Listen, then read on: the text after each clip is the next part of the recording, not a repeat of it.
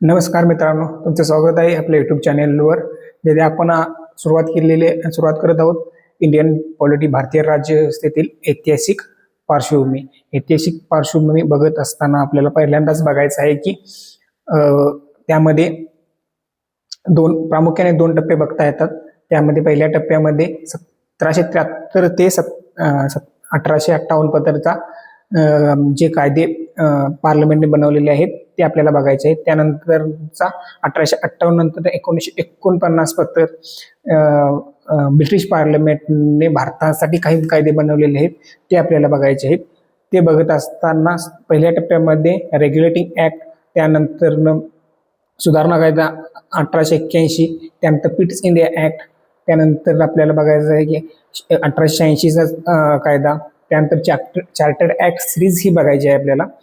त्यानंतर दुसऱ्या टप्प्यामध्ये आपण भारत सरकार कायदा 1858, त्यानंतर Bharat council act 1861, Bharat council act 1892, त्यानंतर मॉर्लेमेंटो रिफॉर्म 1909, त्यानंतर मॉन्टेग्यू चेम्सफोर्ड रिफॉर्म 1919, त्यानंतर भारत सरकार कायदा 1935, त्यानंतर भारत स्वातंत्र्याचा कायदा 1947 आपण बघणार आहे. तर सुरुवात करूया आपण पहिल्यांदा रेग्युलेटिंग ऍक्ट का आणण्यात आला ह्यापासून, आणि रेग्युलेटिंग ऍक्ट आणि बघणार आहे. तर चालू करूया आपण रेग्युलेटिंग ऍक्ट. तर आपण सुरुवात करूया रेग्युलेटिंग ऍक्ट का आणण्यात आला. रेग्युलेटिंग ऍक्टची पार्श्वभूमी अशी आहे की आपल्याला बघायचं आहे की 1757 मधील प्लासीचं युद्ध हे युद्ध बंगालचे नवाब सिराजउद्दौला व ब्रिटिश ईस्ट इंडिया कंपनी यांच्यामध्ये झालेलं होतं. ब्रिटिश ईस्ट इंडिया कंपनीने सिराजउद्दौलावर विश्वासघाताने ती युद्ध लढलेलं होतं. या युद्धामुळेच ब्रिटिशांचं ईस्ट इंडिया कंपनीचं ह्या युद्धानंतरच ब्रिटिशांनी भारतामध्ये आपला पाया रोवला गेलेला होता. त्यानंतर 1764ला लगेच बक्सरचं युद्ध झालेलं होतं. बक्सरच्या युद्धामध्ये east India company, Robert Clive, त्यानंतर त्यांच्या विरोधात होते अवधचे नवाब, बंगालचे नवाब व मुघल सम्राट यांनी लढलेलं होतं. यामध्ये ही ईस्ट इंडिया कंपनीची आधुनिक शस्त्राच्या नुसार त्यांनी युद्ध जिंकलेलं होतं. यामध्ये त्यांनी 1765ला एक ट्रीटी करून घेतली. यामध्ये त्यांनी भारतामधील एक मजबूत सत्ता म्हणून उदयास आलेला आपल्याला दिसून येतं. यामध्ये त्यांना दिवाणी हक्क व भारतामध्ये कर गोळा करण्याचा हक्क प्रदान केलेले होते. यामुळे ब्रिटिश ईस्ट इंडिया कंपनीकडे खूप सारी सत्ता आल्यामुळे त्यांनी स्वतःची मनमानी चालू केलेली होती. या मनमानीमध्ये त्यांनी भारतातील लोकांना भ्रष्टाचार करून खूप लुबाडलेलं होतं. या लुबाडण्याची ख्याती इंग्लंडच्या राणीपत्र गेलेली होती. इंग्लंडच्या राणीने ह्यांच्यावर काहीतरी आळा घातला पाहिजे.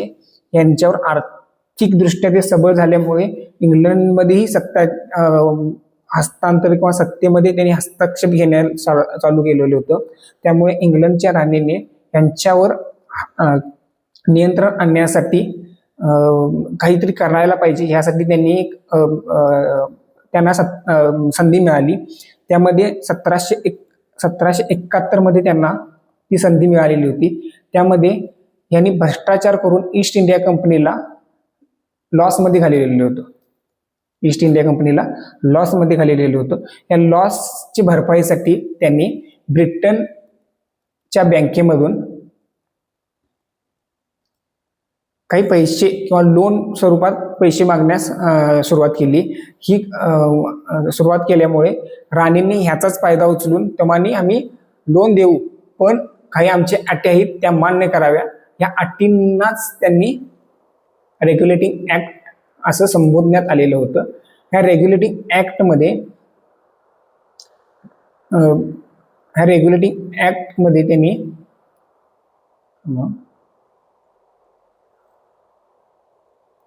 पहिलं म्हणजे कंपनीच्या, ईस्ट इंडिया कंपनीच्या आर्थिक सुबकतेवर आळा घालण्यासाठी, आर्थिक सुबकतेवर आळा घालण्यासाठीचा हा कायदा होता.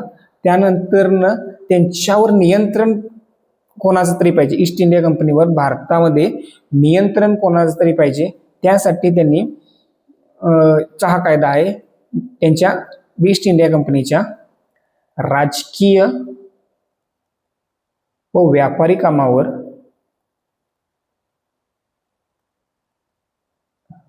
नियंत्रणासाठीचा हा कायदा आहे असंही आहे.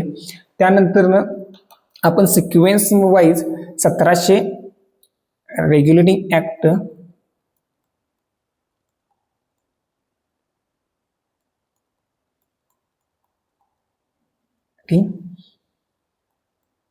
ऍक्ट 1773 बघूया. रेग्युलेटिंग ऍक्ट 1773 ब्रिटिश इंडिया कंपनीसाठीचा हा पहिला कायदा होता. ब्रिटिश इंडिया कंपनीसाठीचा हा पहिला कायदा होता. तो कायदा लॉर्ड नॉर्थ समितीने ब्रिटिश पार्लमेंटमध्ये दाखल केलेला होता. त्यानंतर आपण सिक्वेन्स बघूया की ब्रिटिशांनी कशा पद्धतीने हा कायदा निर्माण केलेला आहे.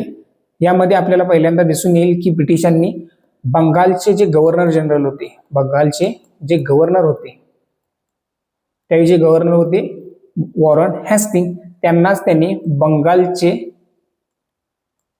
गव्हर्नर जनरल म्हणून घोषित केले. असे पहिले गव्हर्नर जनरल कोण होते? Warren Hasting. वॉरन हेस्टिंग यांना बंगालचे गव्हर्नर जनरल घोषित केले. त्यानंतर त्यांनी दुसरा मुद्दा असा ऍड केला की ह्या बंगालच्या गव्हर्नर जनरलच्या अधीनस्थ, ह्या बंगालच्या गव्हर्नर जनरलच्या अधीनस्थ मद्रास प्रांत आणि बंगाल प्रांत या दोन्ही प्रांतांना आणलं आणि त्यालाच त्यांनी केंद्रीकृत प्रशासनाचा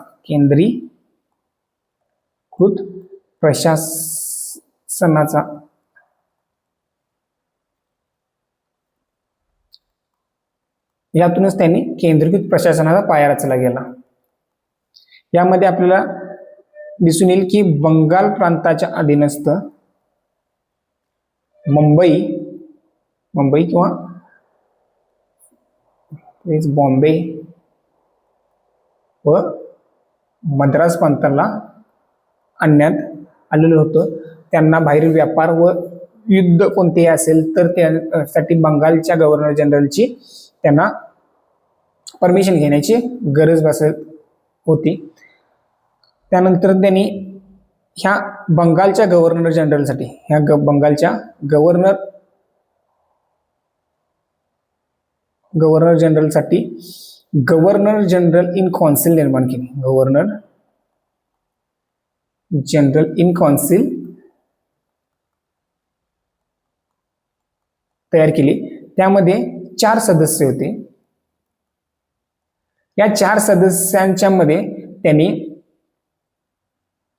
निर्णायक मत म्हणजे जर कोणत्याही तर मुद्द्यावर मत टाकायचे असेल तर 4 सदस्य आहेत म्हणजे 2-2 जर झाले तर निर्णायक मत किंवा कास्टिंग वोट ही म्हणतात त्याला, निर्णायक मत हे गव्हर्नर जनरलकडे होते.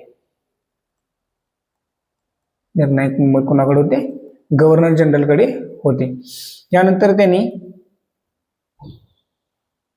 ईस्ट इंडिया कंपनीच्या कर्मचाऱ्यांना कोणत्याही राजाकडून कोणतीही बक्षिसे स्वीकारण्यास मनाई घातलेली होती. कोणत्याही राजांच्याकडून किंवा राजे कोणतेही काम करण्यासाठी ईस्ट इंडिया कंपनीसाठी बक्षिसे देत होते किंवा लाच देत होते, त्यावर त्यांनी बंदी घातली. किंवा स्वतंत्र कोणताही व्यवसाय स्थापन करण्यासाठी त्यांनी बंदी घातलेली होती. त्यानंतर यांनी कलकत्ता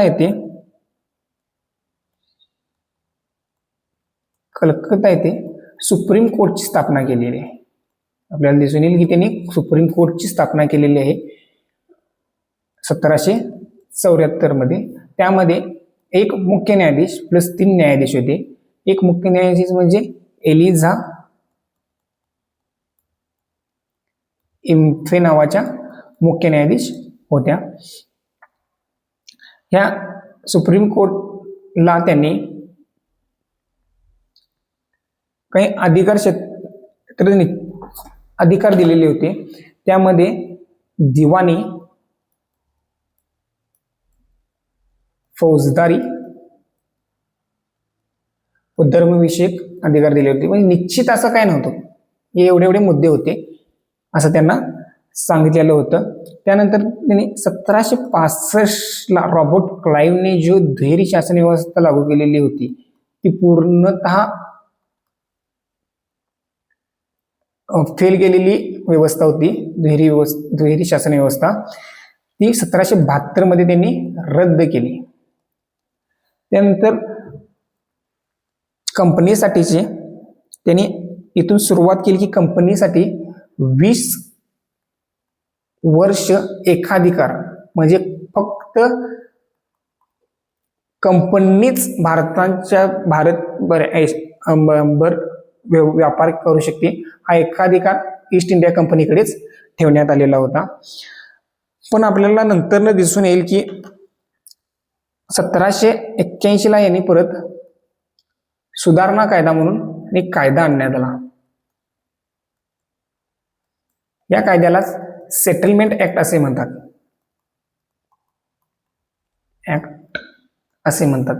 या कायद्यामध्ये त्यांनी मुख्यतः सुप्रीम कोर्टचे, मी मगाशी म्हटलेलं आहे की सुप्रीम कोर्टला नुसते त्यांनी सांगितलेलं होतं की ह्या विषयावर तुम्ही कार्य करा, पण ह्या कायद्यामध्ये त्यांनी सुप्रीम कोर्टचे अधिकार क्षेत्र निश्चित केले की सुप्रीम कोर्ट कोणत्या कोणत्या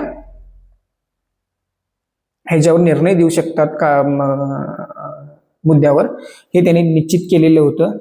त्यानंतर कलकत्त्यातील सर्व जे रहिवासी होते त्यांना सर्वोच्च न्यायालयाच्या अधिकार क्षेत्राखाली आणण्यात आलं. कलकत्तामधील जे रहिवासी होते त्यांना त्यांनी सुप्रीम कोर्टच्या अधीनस्थ आणलेलं होतं. नंतर त्यांनी जे प्रांतीय न्यायालय होती, काही प्रांतीय न्यायालयांची मी स्थापना झालेली होती. त्या प्रांतीय न्यायालय डायरेक्ट सर्वोच्च न्यायालयाकडे जाऊ शकत नव्हते. प्रांतीय न्यायालयाने जर कोणते निर्णय दिला तर त्याची अपील डायरेक्ट सर्वोच्च न्यायालयाकडे न होता गव्हर्नर इन कौन्सिल मध्ये होत होती. गव्हर्नर इन कौन्सिल मध्ये कडे होत होते, या कौन्सिल मध्ये होत होती. यानंतर आपण पुढल्या लेक्चर मध्ये बघणार आहोत की पिट्स इंडिया ऍक्ट 1784 आणि 1786 कॉर्नवेलिसचा सुधारणा कायदा आणलेला होता, हे बघणार आहे. त्यामुळे पुढील व्हिडिओ नक्की बघा आणि सपोर्ट करा. थँक्यू.